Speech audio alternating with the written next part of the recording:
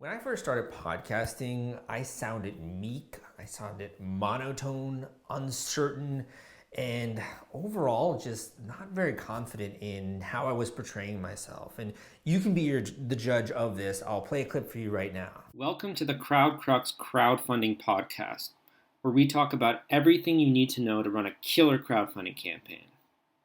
My name's Sal Brigman, and thank you for listening.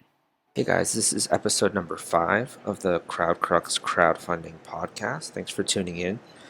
Instead of having a guest on today, I'm going to be speaking to you directly. And we're going to be covering the top 5 mistakes that I'll see that Kickstarter creators tend to experience when they're launching their project. Now, I went from sounding like that to sounding like this. What up, crowdfunders? Salvador Brigman here. Welcome back to the Crowdfunding Demystified podcast. Thank you so much for joining me today. Man, I've had a wild and crazy life recently. So for those of you who don't know, in the last few weeks, I actually went back to El Salvador.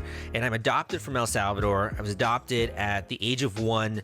Grew up in Massachusetts. I went to school in Washington, D.C. Went to New York pretty shortly after there. And I've been in New York for like 5 years.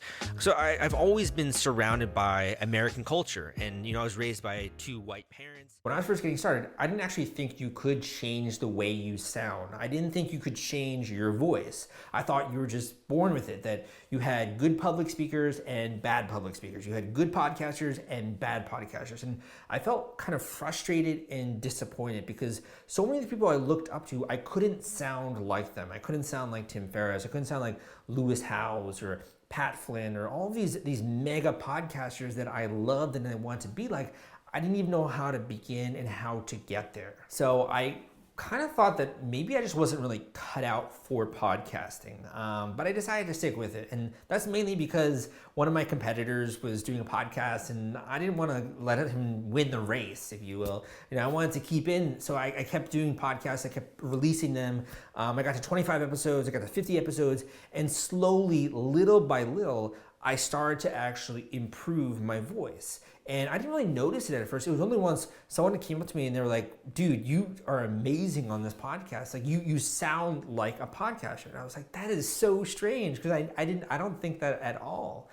And I had to actually go and listen to my first episodes to see that change because I didn't think that I sounded any different, but I did. And lo and behold, after that, I started to have other people notice my public speaking. So I would do things like giving workshops, giving seminars. I was invited to be a moderator in front of a bunch of people, hundreds of people moderating an event. So I really took this podcasting thing. I started to do it also in the real world. And that was the first time where I was like, wow, it actually happened. I don't actually know how it happened, but I was able to change the quality of my voice. What I kind of had been doing subconsciously at the beginning of this journey was I was working every single day to try and sound better. So I was recording podcasts. I was trying out different exercises I found out online. And most of these exercises were kind of BS. Like they didn't really work to improve the way I sounded, but a small portion of them did. And I would write down sort of this ritual or this routine that I would do before a podcast and what worked and what didn't and how I wanted to improve the next time. And over time, I kind of built this catalog, if you will, this folder of all of these exercises and techniques and the things that I was doing that was working and that seemed to be working. So in order to put together this course, I basically went back into all of these old files and I pull out the ones that I thought were the most effective to cause a vocal transformation rapidly. I'm not talking about a year. It took me about a year to really change my own voice, but I think this can be done literally in a matter of 30 days, maybe 60 days. If you apply these exercises, if you're working on your voice, if you're aware of even the components of voice and how to sort of pull these different strings to have the effect that you want, then you can do this really, really quickly. With this course, you're not only gonna get access to all of these techniques that I found that are proven to work to actually change your voice, but I'm also gonna give you very realistic expectations. I'm going to actually deconstruct and break down what a perfect sounding voice is. And it's a little bit difficult to put your finger on it because we all have our own unique quality that we bring to public speaking and podcasting. So what I want to do is break this down for you and then apply this individually for your voice so that you don't sound inauthentic. So you don't sound like some radio broadcaster who, is totally out of touch with reality. And it's not really, it doesn't mesh well with your personality.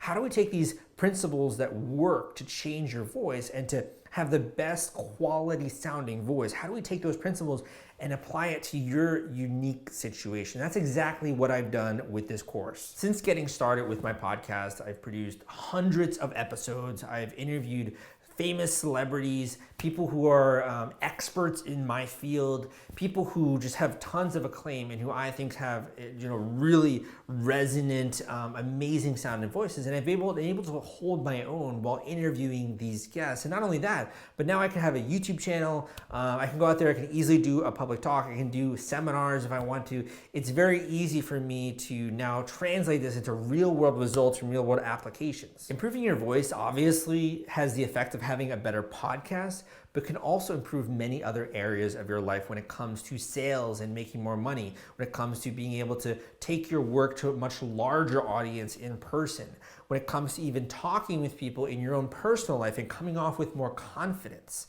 There's so many applications to having a powerful voice, and I kind of want to unlock that for you. This course was designed also because I had a lot of students who enrolled in my other course, Podcasting for Beginners. They enrolled in that course and they said, this is awesome, this is very useful, we're going through the lessons, we're loving it, but we actually want something that's a little bit more tailored to just improving your voice. So this is also kind of by popular request that I put together this course. I hope that you enjoy it. Go through the lessons. Let me know what you think. I have a bunch of quizzes and exercises there also for you. So it's a little bit more interactive than just listening to me talk about voice and vocal quality. I hope you enjoyed. I think you're gonna have a rapid change if you're willing to dive into this content and take it seriously.